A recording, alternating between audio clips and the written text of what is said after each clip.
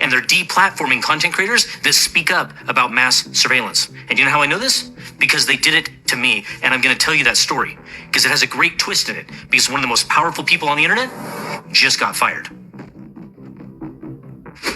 Now, my series on flock safety has brought in millions of views across social media, and it's attracted the attention of some pretty powerful people, including executives at Flock and the head of product at X, the number one guy at X, the guy who pushes all the buttons and pulls all the levers. Flock Safety is a mass surveillance company that is putting hundreds of thousands of cameras and soon to be millions of cameras on every single street corner and in every neighborhood in this country. And soon, drones. That's right, Flock drones flying around, following you and tracking everywhere you go. Now, I don't want to get into too much detail on that. That's why you should go watch these other videos in our series to get caught up. All right, back to my story.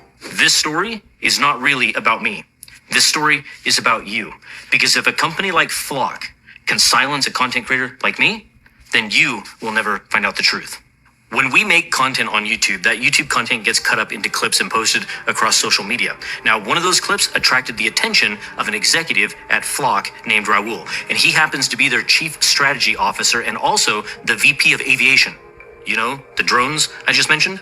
Now, he showed up in my timeline to argue with me over one of my clips that were posted on X. Now, to be honest, I have no respect for Raul or for Flock. He doesn't get to post his propaganda in my timeline. So I reached up and I used a feature that's included in X called Hide, and I just hid his comment. Now, keep this in mind that Raul has a history of DMing content creators and trying to engage with them in private to stop them from posting anti-Flock content. And that's important here, because what happened next was a little bit shocking. Nikita, the head of product at X, that number one guy, showed up in my timeline, and he had a screenshot of the comment that I hid from the Flock executive, and he asked me why I hid that comment and accused me, through implication, of being a paid operative for posting anti-Flock content.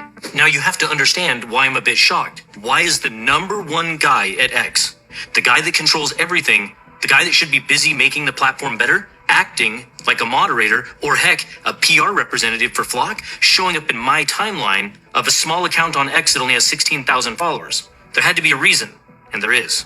Now, I didn't know that reason yet, so I respectfully told Nikita that I didn't like Raul, and I asked, am I not free to use the hide feature on any comment that I like? At this point, I'm struggling to understand why Nikita is playing defense for Flock, and I'm starting to wonder if this guy is pro-Flock. Nikita then replies, and he said if I'm making false accusations about a company, that the company executive should be able to come into my timeline and that is in the public's best interest. Now, I absolutely disagree on two things. One, not a false accusation, and two, no, an executive has no rights in my timeline. See, there's this little thing on X called community notes, and anyone that's a part of that system can propose a note to correct misinformation.